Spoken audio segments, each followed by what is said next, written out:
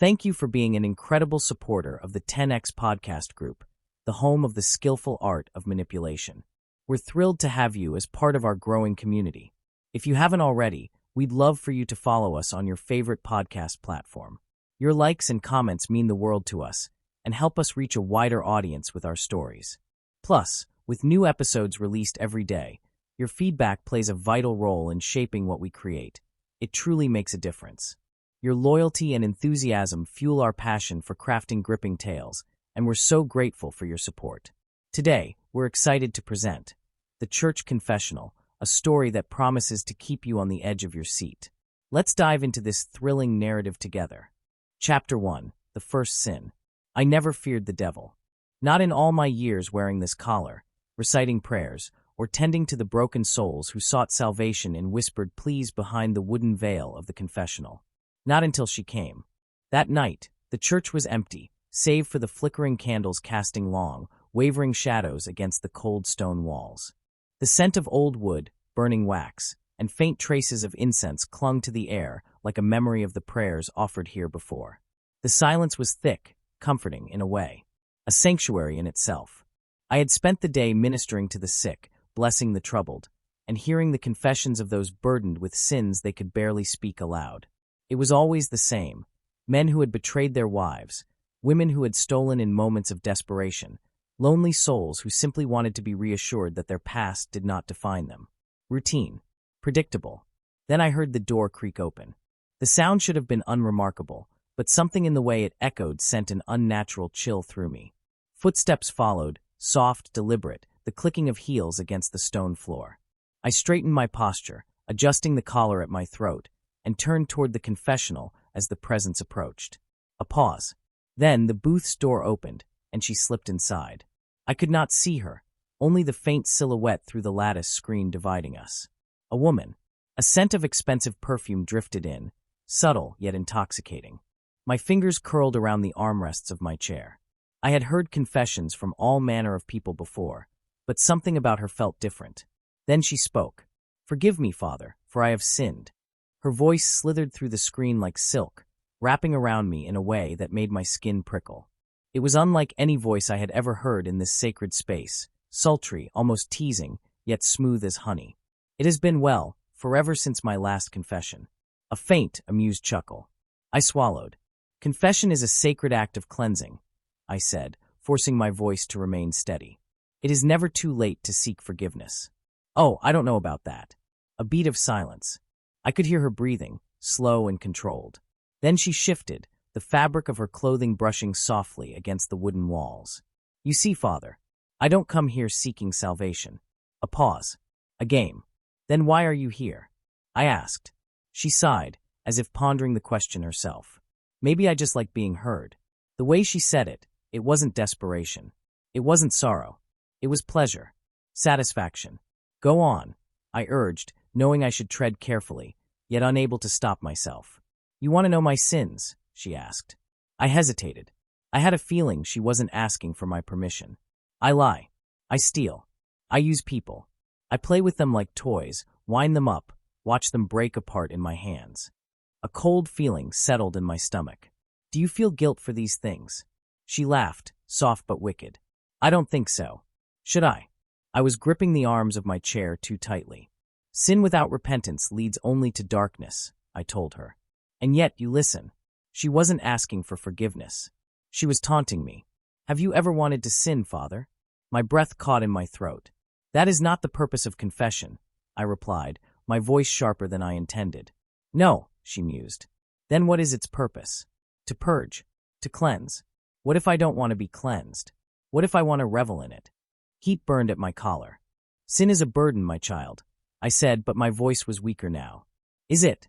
She shifted again, and the delicate scent of her perfume wrapped around me like a whisper. My pulse pounded. My mind screamed warnings, but something primal stirred beneath my skin. "You would have made a fine sinner, Father." And then, before I could reply, before I could process the weight of her words, she was gone. I sat there, frozen in place, my heart hammering against my ribs. The confessional door creaked open and shut, her footsteps fading into the night. I should have prayed. I should have recited 100 Hail Marys, begged for clarity, purged her voice from my thoughts. Instead, I found myself straining to hear her footsteps, already dreading, no, craving, her return. Chapter 2. The Temptation of Flesh. She returned the following week. I told myself I wasn't waiting for her, that the tension coiled in my chest wasn't anticipation but rather apprehension, wariness over her presence, over the unnatural grip she seemed to have on my mind since our last encounter. And yet, when I heard the heavy church doors groan open, followed by the soft, unhurried click of her heels against the cold stone floor, my breath hitched in a way that had nothing to do with faith. I straightened in my seat inside the confessional, adjusting the stiff fabric of my robe, trying to shake the lingering unease. But the moment she stepped inside the booth, a slow exhale brushing through the lattice screen, I felt it again. That pull. That sickness. "Forgive me, Father, for I have sinned." Her voice was the same, low, rich, intoxicating. If sin had a sound, it would be her whisper. "You're back," I said, instantly regretting the words. I should not have acknowledged it. Should not have let her know that I had noticed. "You sound surprised," she mused. "I am surprised." "Why?" "You must have known I would return." A pause. She was right. I had known. Confession is meant for those who seek absolution, I reminded her, gripping the wooden armrest of my chair as though it could steady me. "Do you seek forgiveness this time?" "Forgiveness?" she repeated, as if rolling the word over her tongue. A long, agonizing silence stretched between us before she spoke again. "No," she admitted softly. "I don't think I do." I closed my eyes briefly. "Then why are you here?" "Because I want you to hear me, Father." The way she said it made my stomach twist. "Do you enjoy hearing me?" I inhaled sharply. "This is not about me." "No." "Then why haven't you told me to leave?" The question slithered into my mind like a poison. "What are your sins this week?" I asked instead, steering the conversation back into safer waters, though I already knew there was no safety here. "Oh, Father," she sighed, "you should be careful what you ask." I heard the shift of fabric, the slow, deliberate way she adjusted her posture. "I've done terrible things." "Speak them." "I've lied." "To whom?" "To everyone. To lovers. To men who thought they meant something to me. To women who called me friend. To family who believed I cared." "Why?" She exhaled, a sound of pure amusement. "Because it's so easy, Father. People want to believe. They want to be fooled. They crave the illusion more than the truth." A deep, unsettling cold settled in my bones. "Do you regret it?" "No." "Do you feel remorse?" "No." Her voice was like velvet, wrapping itself around my resolve, strangling it inch by inch. "I stole something, too." "What?" "A man's trust. His love. His money. His sanity. He gave it all so willingly, and I took every last piece." I swallowed against the dryness in my throat. "You speak of these things with no shame." "Because I feel no shame, Father. And you know what's worse?" I didn't answer. I couldn't. I enjoyed it. A slow, deliberate confession. "Tell me, Father," she murmured, "do you ever feel lonely?" The question caught me off guard. "Loneliness is a burden we all bear," I answered cautiously. "Even you. Even me." A quiet laugh. "Then you understand." "Understand what?" "Why I do it. Why I take from them. Why I use them. It's not just for pleasure, Father. It's because I hate that empty feeling. I despise it. So I fill it however I can, with whatever I can. And when I'm done with them, when they have nothing left to give me." She let the sentence hang, as if waiting for me to complete it in my mind. I gripped the wooden armrest tighter. "You discard them," I said, barely above a whisper. "Exactly." Silence. The dim candlelight outside the confessional flickered, the shadows shifting against the stone walls as if the very church itself recoiled from her words. "Do you fear me, Father?" I should have said yes. I should have cast her out, told her never to return, told her that her soul was in danger, that she was walking willingly toward damnation. But I didn't. Instead, I sat there in suffocating silence. And that was answer enough. Her soft, knowing chuckle sent a shiver down my spine. "I think you like hearing my voice, Father." "This is not about me," I said again, though this time my voice lacked conviction. "Then why haven't you stopped me?" A beat of silence. "Because you want to hear more." I opened my mouth to refute it, to deny her claim, but I found that I could not. "Maybe you and I are not so different," she whispered, her voice thick with unspoken promise. "That is blasphemy," I snapped, harsher than I intended. She didn't flinch. "Is it?" Her voice curled around me, filling every corner of the dark confessional. Tell me, Father, do you ever think about a woman's touch? The air between us thickened. Do you ever dream of it? My jaw clenched. Enough, I said, my voice dangerously unsteady. She hummed, amused. I don't think it is. Another shift of fabric. Another slow exhale. I think you're curious. I think you wonder. I think late at night, when you're lying alone, you hear my voice and wonder what my lips would feel like if I whispered my sins against your skin instead of this screen. The confessional felt too small. The walls seemed to close in around me. I could not breathe. Good night, Father. Then she was gone, and I sat there in the dark, my body betraying me in ways I could never confess. Chapter 3. The Breaking of Vows. The night she asked me to meet her in person, I knew I should have refused. I told myself it was a test, one placed before me by either God or the devil, though I could no longer tell the difference between the two. She had spent weeks unraveling me, piece by piece, her voice dripping into my mind like a slow, insidious poison. She knew what she was doing. Every word from her lips was a temptation. Every confession was a game. And I was losing. It started with a simple request. Meet me, Father. Just once. Just to talk. I knew what I should say. I knew the weight of my vows, the burden I carried, the expectations that had been placed upon me since the day I entered the priesthood. But I also knew the truth, the deeper, more shameful truth. I wanted to see her. For weeks, I had been trapped inside the darkened confessional, where all I had of her was her voice, her breath, the scent of her perfume as it clung to the air. She had haunted my thoughts, lingered in my mind long after she was gone, turning prayers into empty words and restless nights into something darker. I wanted to put a face to the voice, to see if she was as dangerous as she sounded. So I agreed, and with that one word, I sealed my fate. The hotel was a quiet, upscale place just on the edge of town. The kind of place where discretion was expected, where people checked in under false names, where the walls held secrets no one would ever dare to speak aloud. I arrived late, under the cover of darkness, my hands trembling as I pushed through the doors. I shouldn't have come. Every step I took down the long, dimly lit hallway felt heavier than the last. The walls were lined with gilded sconces, their soft glow casting flickering shadows that seemed to mock me, to whisper the sins I had yet to commit. Room 306. I stopped outside the door, stared at the numbers as if they might change, as if this moment might reverse itself and return me to the church, where I belonged. But it didn't. I knocked. The door opened almost instantly, and there she was. For the first time, I saw her, not as a faceless shadow behind a confessional screen, not as a voice lingering in the air, but as flesh and blood. And God help me, she was beautiful. She stood in the doorway, draped in a red satin dress that clung to her like sin itself. The fabric shimmered in the dim light, hugging curves that had no place in a priest's mind. Her dark hair cascaded down one shoulder in loose waves, and when she smiled, it was slow knowing, like she could hear the battle raging inside me. I knew you'd come, she murmured. I didn't move, didn't breathe. Are you going to stand in the hallway all night, Father? My throat was dry. I swallowed hard, forcing myself to remember who I was, what I was. This is a mistake, I said, though even as I spoke the words, I knew I didn't believe them.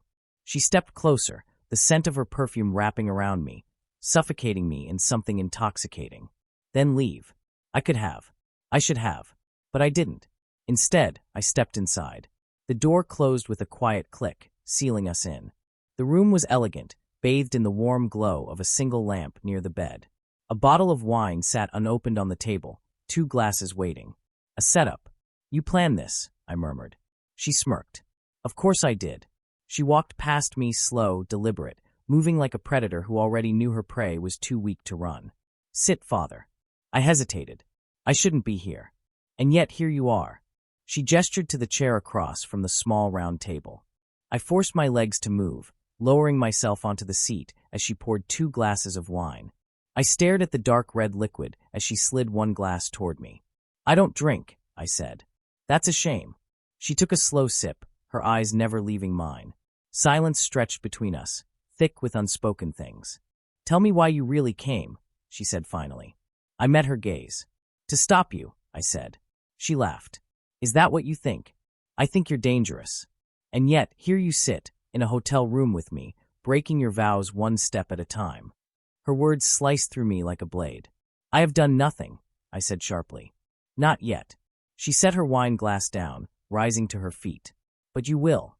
She moved toward me, and I knew I should stand, should push past her, should run. But I didn't. She stopped in front of me, so close I could feel the heat of her body. What are you so afraid of, Father? You, I whispered. Her smile widened. You should be. Her fingers grazed my collar, trailing lightly over the stiff fabric. My pulse roared in my ears, my breath uneven. I wonder, she murmured, if you've ever truly been touched. I squeezed my eyes shut. Don't do this. Do what? Her fingers slid beneath my collar, her nails grazing my skin. Show you what you've been missing. I should have stopped her. Should have pushed her away, fled from this room, from this temptation, from her. But I didn't. She leaned in, her breath warm against my ear. One night, Father. That's all I'm offering. One moment of weakness in a lifetime of restraint. A final chance to walk away. And I didn't take it. Her lips brushed mine, and I fell. It was not gentle. It was not slow. It was sin in its purest form, burning away every ounce of resolve, leaving me undone beneath her hands, her lips, her body. I had spent my entire life preaching about temptation, about righteousness, about the perils of straying from the path. And yet, when I lay in that hotel bed hours later, the sheets tangled around our limbs, her body still warm against mine, I knew I had never truly understood sin until now. Because sin wasn't a moment of weakness. It was choice. And I had chosen her. Chapter 4, The Spiral. There is a moment, just after you have sinned, when silence feels heavier than any sermon ever could. Lying in that hotel bed, tangled in sheets that smelled of her, my body ached in ways I had never known. Every breath felt like a confession I had not yet spoken. The room was quiet, save for the faint hum of the city beyond the window, distant car horns, and the occasional murmur of voices from the hall. But it was inside me where the real noise roared. My conscience, my guilt, my shame, all battling against the pleasure that still lingered in my bones. Beside me, she stirred, stretching like a satisfied cat, her bare shoulder peeking through the mess of sheets. The curve of her spine, the way the moonlight kissed her skin, it was blasphemous how beautiful she was. She turned onto her side, her eyes gleaming in the dim light. Do you regret it, Father? Her voice was soft, teasing, but beneath it, there was something else, something wickedly triumphant. I swallowed hard, my throat dry. Yes. A slow, knowing smile spread across her lips. Liar. I sat up abruptly, running a hand over my face, trying to steady my breathing. This cannot happen again. Why not? I turned to her, disbelief thick in my voice. You know why. She propped herself up on one elbow, watching me. Tell me then. Convince me. I took vows. Vows you already broke. My jaw clenched. That doesn't mean I have to keep breaking them. She let out a soft laugh, shaking her head. Oh, Father, you think this is something you can just walk away from? I forced myself to stand, grabbing my shirt from the floor, shoving my arms through the sleeves as if clothing myself would somehow erase what had just happened. This was a mistake, I said, but the words felt weak. Then why do you look at me like you want to do it again? I stiffened. I don't. She sat up fully, letting the sheets slip down, bearing more of herself than was necessary. She knew what she was doing. You can lie to yourself all you want, but your body tells the truth. I turned away, unable to face her. I should never have come here. But you did. Her words were a noose tightening around my neck. And you'll come again. I shook my head. No. This ends tonight. Silence. Then the rustle of sheets. The whisper of bare feet against the floor. And suddenly, she was behind me, her presence suffocating in its intimacy. You're lying to yourself, Father, she murmured, her fingers trailing lightly down my back. I flinched, stepping away as if her touch had burned me. You don't understand, I said, my voice hoarse. Oh, but I do, she countered, tilting her head. You want me, and you hate that you want me. You think it makes you weak, makes you dirty. But what if I told you it makes you more human? I turned to face her, anger flickering beneath my shame. Is that what you came here to do? To make me fall? She smirked. You fell the moment you let me in. Her words were a slap, not because they were cruel, but because they were true. She stepped closer, her fingers ghosting over the collar I had so hastily buttoned. And the best part, her lips brushed against my ear. You don't want to get up. I shoved her away, harder than I meant to. Her laughter followed me as I stormed out. I spent the following days drowning in penance. I fasted. I prayed. I kneeled until my legs were numb, whispering Hail Marys until the words felt hollow in my mouth. I confessed to God in the solitude of my chambers, but the silence that followed was not absolution. It was judgment. I could still hear her voice, still feel the heat of her skin, still smell the faint traces of her perfume, as if it had seeped into my very soul. I avoided the confessional, avoided the parishioners, avoided my own reflection. But no matter how hard I tried, I could not avoid her. She returned, as I knew she would. A week after that night, she entered the church as if she belonged there, moving down the aisle with a grace that did not belong in a house of God. I sat in my usual seat inside the confessional, the candlelight casting flickering shadows through the wooden screen. And then she was there. She did not wait for me to invite her to speak. "Forgive me, Father, for I have sinned." My breath locked in my throat. "Say it," she whispered. "Say what?" "That you've missed me." I gripped the edge of the seat, my knuckles white. "You are playing a dangerous game," I said. She hummed, amused. "Am I?" A pause. "Or are you just afraid you'll lose?" "You do not belong here," I said, the words harder than I intended. She laughed softly. "Neither do you, Father." I exhaled sharply, pressing my fingers to my temples. "Why are you here?" "Because you want me to be." I hated her. Hated how effortlessly she read me, how easily she unraveled me, how much of myself I had already given away without even realizing it. "You are a sickness," I whispered. "And yet you keep drinking me in." I stood abruptly, pushing the door open.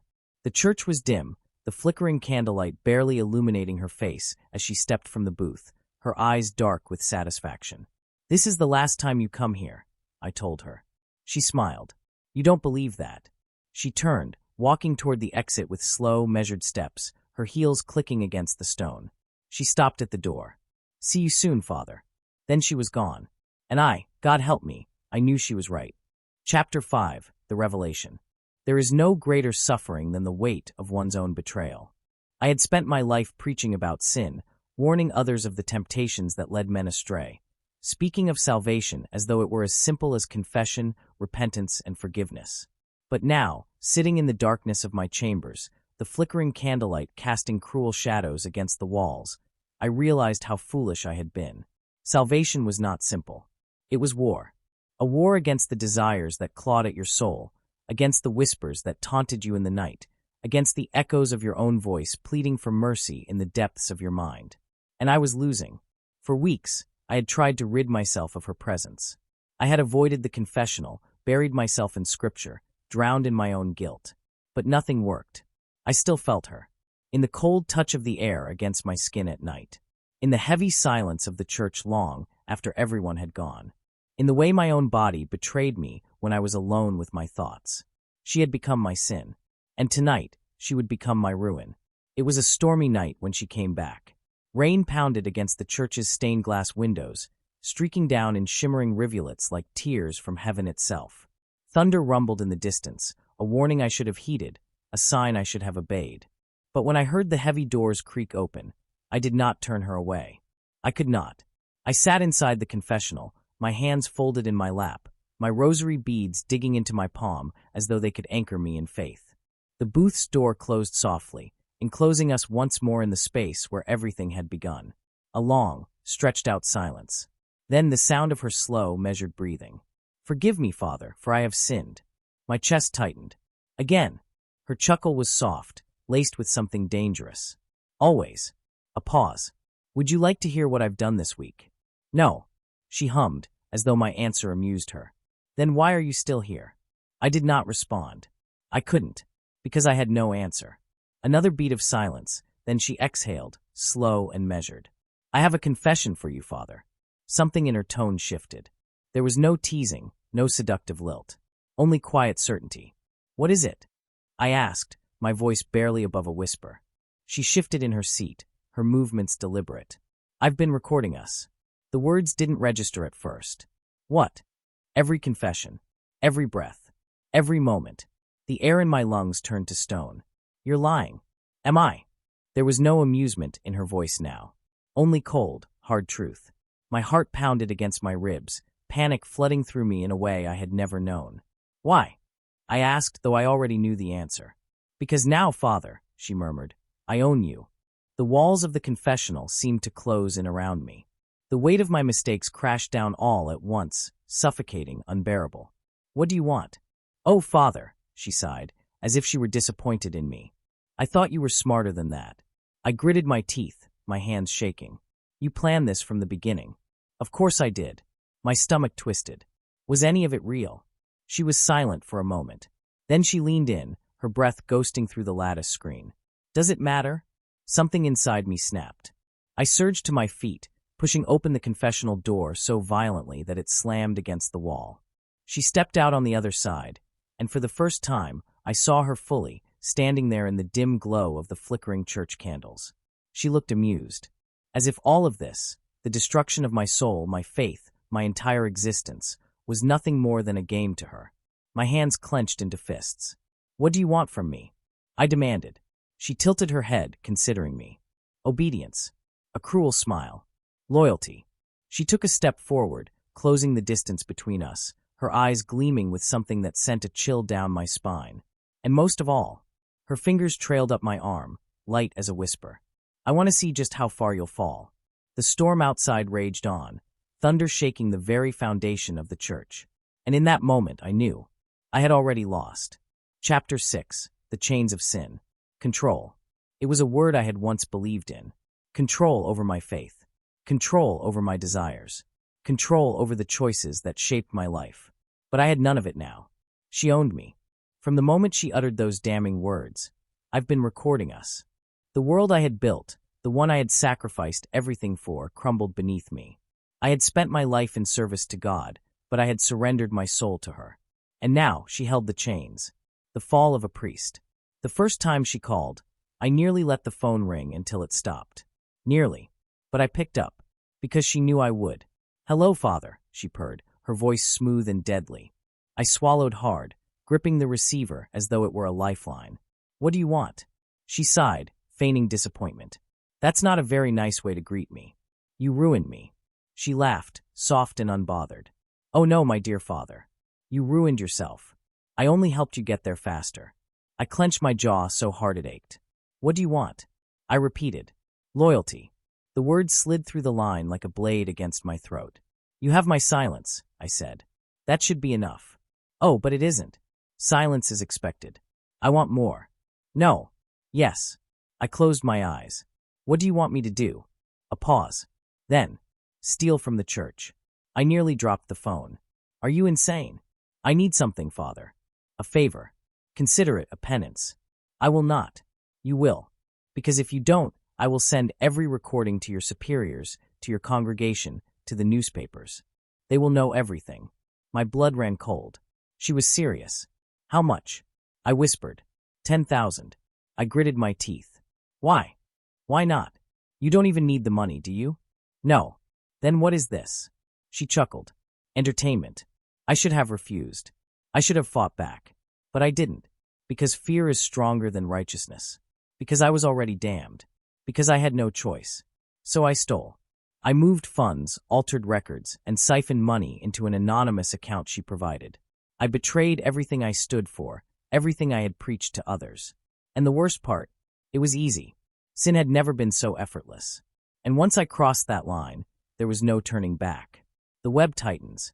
The first theft was not the last. Once she knew she could make me do it, she came back for more. I need another favor, Father. No. Oh, come now, don't be difficult. You promised that was the last time. I lied. And so it continued. Lies.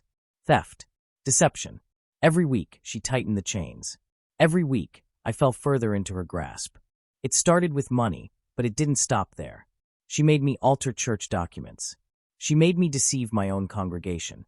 She made me lie to those who trusted me. I want you to approve a wedding, she said one evening, her voice dripping with amusement. What? There's a couple. They want to be married in the church. The problem? One of them is already married. You can't be serious. Oh, but I am. That is not possible. It's sacrilege. So was what we did in that hotel room. And yet here we are. I wanted to scream, to tear at my skin, to claw the sin from my very soul. But I didn't, because I knew what she would do. So I officiated the wedding. I stood before the altar, before the very cross I had vowed to serve, and I lied in the name of God. And when it was over, when the happy couple walked down the aisle with smiles on their faces, she was there, standing in the back of the church, watching me with those knowing eyes. And I hated her.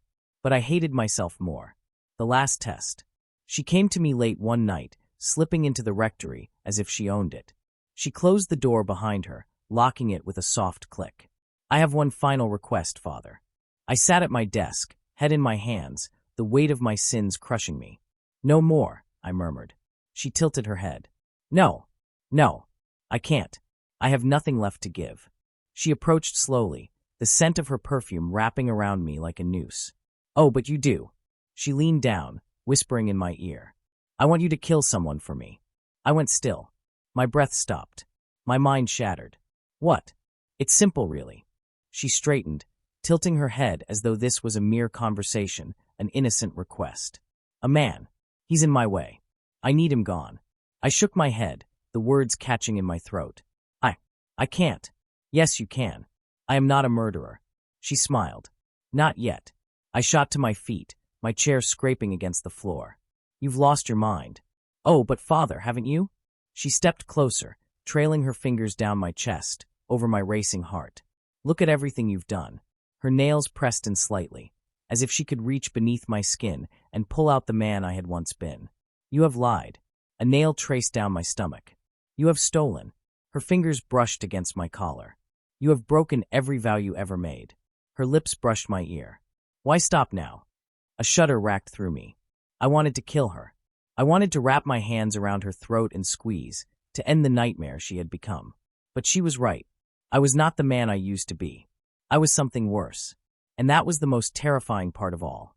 Because the moment she said those words, the moment she offered me the final sin, I realized. I was considering it. Chapter 7, The Final Prayer. There is a moment, just before damnation, when the soul finds clarity. When the world slows, when the noise fades, when the weight of every sin crashes down all at once, pressing against the ribs like a coffin lid nailed shut.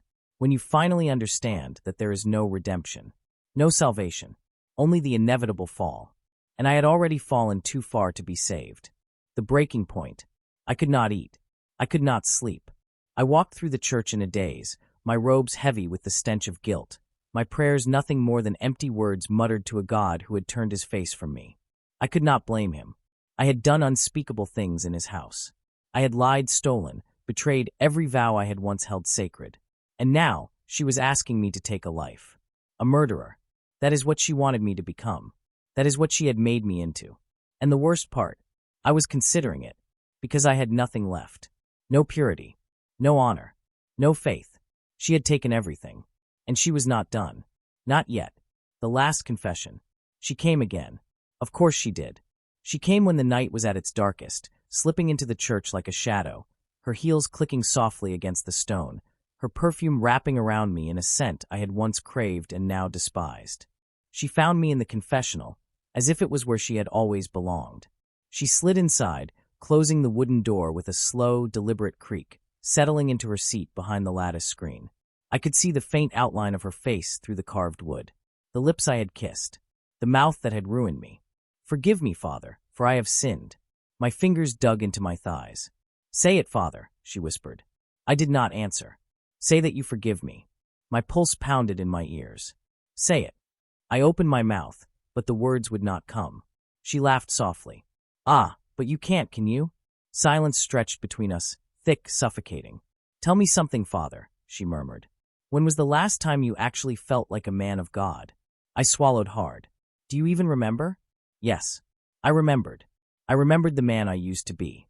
The man who had once believed in the power of faith, in the sanctity of his calling, in the purity of his purpose. That man was dead now.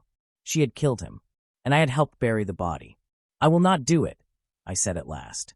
She sighed a slow, disappointed sound. No. Are you sure?" She reached into her bag. I heard the rustle of paper, the quiet click of a recording device being turned on. Then, my own voice filled the confessional. "Oh God, yes." My stomach twisted violently. The sound of my own sin playing back at me, raw and unfiltered, was worse than any hell I could have imagined. "You have no idea how much I own you, Father," she whispered. I gritted my teeth. "I will not kill for you. Then I will destroy you." I exhaled slowly. "Then destroy me." For the first time, she hesitated. I heard the slight hitch in her breath, the smallest shift of uncertainty. And I realized something. She had never expected me to fight back. She had built her power on my fear, on my submission. And now, I was refusing to bow.